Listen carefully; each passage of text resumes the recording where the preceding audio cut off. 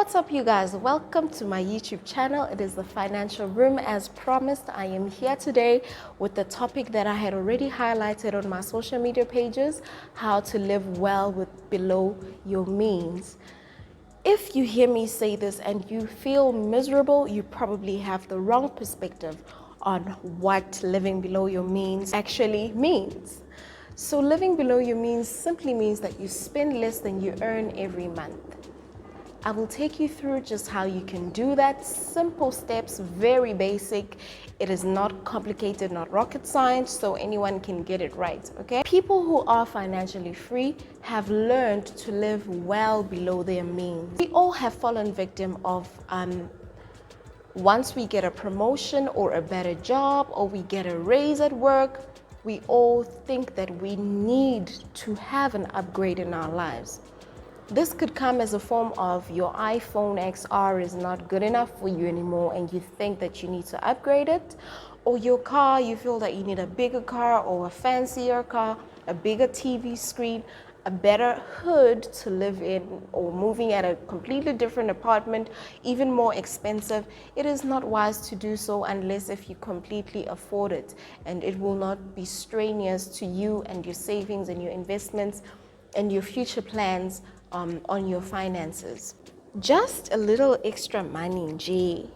You literally think of, how can I spend this money? You really go through your head and think of ways to spend the little money that you have. Instead of doing so, rather save that money. In you saving that money, you are well on your way to financial security and financial freedom. Remember that none of what I share here constitutes as financial advice. If you need financial advice, pretty sure you know by now that you need to speak to someone who is certified and registered with the FSCA. So what are the benefits of living below your means? First of all, you can ease yourself of stress and tension of being broke, number one.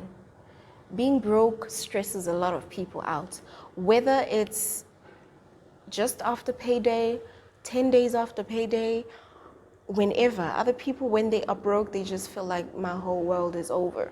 First of all, you can ease yourself off of the stress and learn how to budget properly. Follow your budget. That is the fundamental skill that you need to create or to revitalize, or wherever you stand with it. It's the fundamental for your financial security and your financial freedom. So what can you do in order for you to live below your means successfully? Number one, stop adding more debt to your credit cards. Right now, whatever it is that you're doing, if you have credit cards, please go fetch them, lay them down on the table, and cut them out. Cut them out or put them far away where you will not be able even to think of using them, unless if you really don't afford not to use a credit card. Credit cards are created to help you to supplement your spending for what you need. You get me? So if you know how to use it properly, keep it up. We are proud of you. We want to be you someday. But if you do not know how to use it, it'll only help you to spiral very quickly into debt that you will not be able to get yourself out of in a short space of time. So do us all a favor, do yourself a favor, get rid of the credit cards until you know how to use them right, okay? Secondly, do not look at other people's lifestyles and compare. We have all fallen victim of comparing. From primary school, we've compared grades. High school, we compare grades, income, social media likes, job titles, and even houses. Other people really feel like, oh, my house be better than yours. Do not compare lifestyles. Comparison will only steal your joy. You are so unique, and once you realize your own power, you will be amazed at how far you can go without comparing yourself to other people. Instead, Focus on your own grass, water your own grass, make it as green as you want it to be. Channel that energy towards nourishing yourself. And maybe it's time that you need a social media break. It will help to get out of social media. If you feel that you have really been comparing and you are unhappy about your life because you feel left out, FOMO, maybe it's time to take a social media break, okay? The sky won't fall. You'll be okay. Thirdly, make purchases only with the money that you already have. This is a handy financial skill. You will learn to use the resources that you have right here, right now. You will avoid overspending. And maybe if you do not have money for it, maybe you shouldn't even be thinking of purchasing. It is hard, but it gets easier once you teach yourself that habit. Fight the bad habit of overspending and cultivate the habit of saving. Separate your needs from your wants. We all know very well and understand what our needs are, and we all know clearly and understand what our wants are. Akuna nako ya di levels ukuthi, okay, I'm just gonna make an example. An iPhone. For other people, they'll say, oh, that's a need. I need to have an iPhone.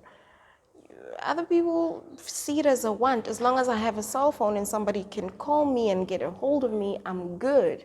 So how do you determine between your needs and your want? Let us make an example of a pair of shoes. Let's say the ones that you are wearing right now have a hole under them. Though that will count as a need, because if you don't get yourself a new pair of shoes, you are at risk of getting injured, and that is putting your health at risk. Got that? All right. Another need that is in a different sphere, a bigger car for a family. Let's say you have a new member in your family. Maybe you were a family of 3, now you're a family of 4 or 5. Now you need a bigger car. That will count as a need, so that everybody can sit comfortably in the car when you're taking trips. Nobody is left out. Everyone is in the car. Okay? So just a simple way to really distinguish between your needs and your wants. Will my health or my well-being be at risk if I don't have this? If the answer is yes, then you need that. If the answer is no and you can do without it in the next 6 months, you'll still be alive, good and kicking, then it's a want. You don't need it. Moving right along, stick to your budget. Stick to a budget that accommodates your lifestyle. I have said this one before. When you are writing down your budget, write a budget that is personal. Make it personal. It's yours. What is the point of having a budget if you will not be able to follow it?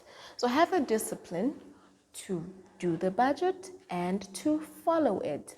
How are you going to know if you are living below your means or not if you don't even know how much is coming in and how much is going out of your bank account? Okay? So stay within your budget and stick to it. Use cashback rewards and coupons. Grocery stores, garages, and other companies have curated ways in which you can get cashback rewards. Take advantage of those. It is free to open them. It is free to open a cashback reward card at any store in South Africa. So you spend and you earn at the same time. It is a smart system. So I recommend that you get it, especially if you know, Guti, I'll be buying at this specific shop. I buy at it every month or frequently. Recently, ShopRite has opened one, and yeah, there are ones that we are familiar with: Checkers, Pick and Pay, Clicks, Discount, and so on and so forth. So do get yourself a cashback rewards card and use coupons. Coupons are still a thing in our day and age, and the energy around them or the vibe around them of thinking that they are or they were created for poor people or for people who can't really afford stuff, that is really, it's a skewed perspective. It's just not good. A chance for me to save a few pennies, I'm going for it, no matter who thinks what about it. Yeah, and I'm pretty sure that the billionaires that we know today, people whose net worth is counted as one of the most, the richest people that we have here today, I'm pretty sure they also went through a stage in their lives where they were saving to their last penny. That's how they got there. Even now, in the point that they're in their lives where they are billionaires, they still get to know where their money goes and how it is going to serve whatever purpose it's going to serve. So there is no chance of throwing away money, especially if you want to be wealthy someday. Save up, be wised up, and put your pride aside. Let's get along, let's get moving. Next one would be get into the habit of saving. The best way to be good at anything is to make it a habit. So how would I suggest for you to be good at your savings or to make it a habit? I'd say you should automate your savings. What do I mean when I say you should automate savings? I mean that you need to set up a debit order with your bank that is going to send a specific amount of money from one account to the other every month, and that is how you will be able to be saving your money. So it'll do it for you even if you forget, because when it's time for you to distribute money or it's time for you to spend money, especially during payday, there's a lot on your mind. There's rent, there's this, there's that, there's that. So automating your savings is going to be a lifesaver. Trust me. And for first timers, it can be challenging, but let me tell you something very clear though. It's just out here. You aren't losing anything. You aren't losing out on anything. The money is still yours. It's still in the bank. You will still have it. Just have patience, and you will thank yourself when you see that number grow. And the next one, this one is directed to partners, couples, people who are living together. Consider living on one person's income. What do I mean when I say that? Let's make an example that the two of you are working and you both get an income. Instead of using both incomes at once, use one to spend on and to sustain your guys' lifestyle, and the other partner's income, save it. Now that we are using this one person income, we would want to consider not using it in a way that will violate them, okay? Yes, of course, we are in this together because mine is being saved for the future. Yours is the one that we're using now to sustain ourselves. Sharing is caring at the end of the day. So a few tips or a few things that will help you if you choose to go for this type of method is to budget wisely, budget very wisely. Secondly, have meal plans in a way that when you go out and do your groceries, you already know how much you are spending, you know where you're going, you know what you're getting, and the price for your grocery fluctuates within one range. You know, it's probably from 3,000 to 4,000. It doesn't get more than that. It doesn't get less than 3,000, all right? Something like that. And pay the bills on time. Make sacrifices in the sense that you will have to unsubscribe for other things that you don't really need. Secondly, another thing would be your gym membership. Maybe you might need to cancel it because you're probably not even going there for like the whole month. You only go there once a month. So instead of continuing to pay that gym card, cut it out, unsubscribe from that, and hit the road. It's free, it's open for everyone.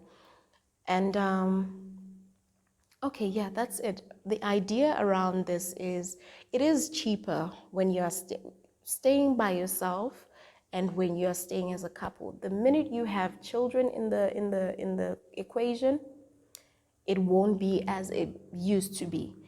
Maybe you guys were used to sleeping and you were fine, but when the kids come in the picture, that might not be the case. You can't be having noodles every day, or, so that's what I mean. All right. The next one would be increasing your income. If you have done all that you can to cover your debt, pay up your debt, pay your bills on time, but you still find yourself struggling, it's about time that you consider having extra income. It can be a temporal intervention. You can get a temporal job that is going to provide you with just a little bit more money to kick you back up in order for you to be able to cover your debts and your expenses. You can actually exhaust your skills, see what you're really good at that you can get paid for. Exhaust your skills and get that extra money.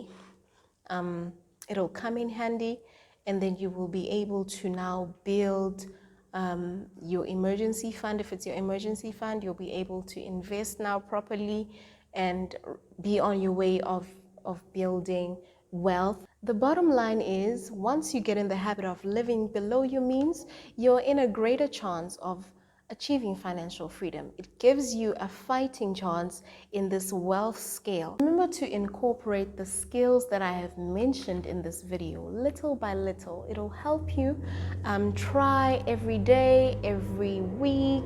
Just monitor yourself, keep track of how far you are going.